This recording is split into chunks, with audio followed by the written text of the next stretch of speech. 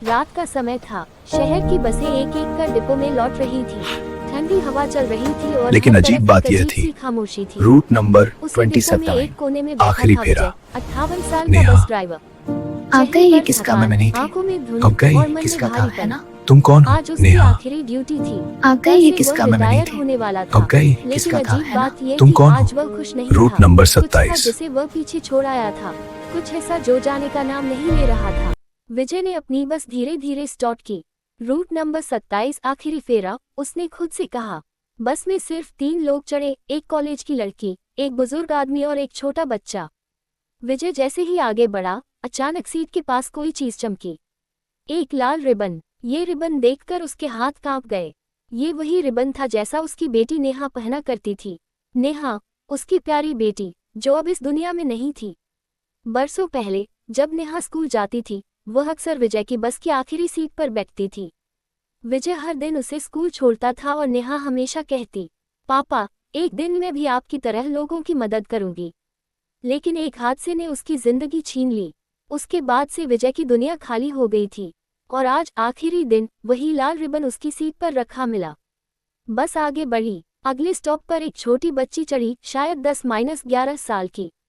वह चढ़ते ही आखिरी सीट पर जाकर बैठ गई, वही सीट जो कभी नेहा की पसंदीदा थी। विजय ने शीशे में देखा, बच्ची वही लाल रिबन बांधे हुए थी। वह धीरे से बोली, अंकल, ये रिबन आपका है। विजय चौंक गया। नहीं, ये तो किसी और का था, वह बमुश्किल बोला। बच्ची मुस्कुराए, आप जानते हैं ये किसका था, है ना। विजय के हाथ ब्रेक पर जम गए, दिल जैसे रुक गया। तुम क्या कह रही हो बेटा। बच्ची ने बस के फर्श पर हल्की उंगली फेरते हुए कहा, आप अपनी बेटी को आज भी याद करते हैं, वह भी आपको याद करती है।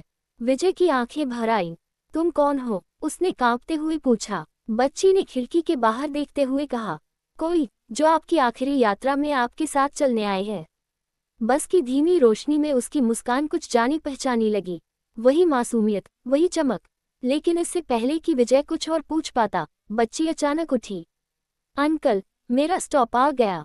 विजय ने बस रोकी। बच्ची उतरते उतरते पीछे मुड़कर बोली, नेहा कहती थी, पापा सबसे अच्छे ड्राइवर हैं, आप आज भी हो।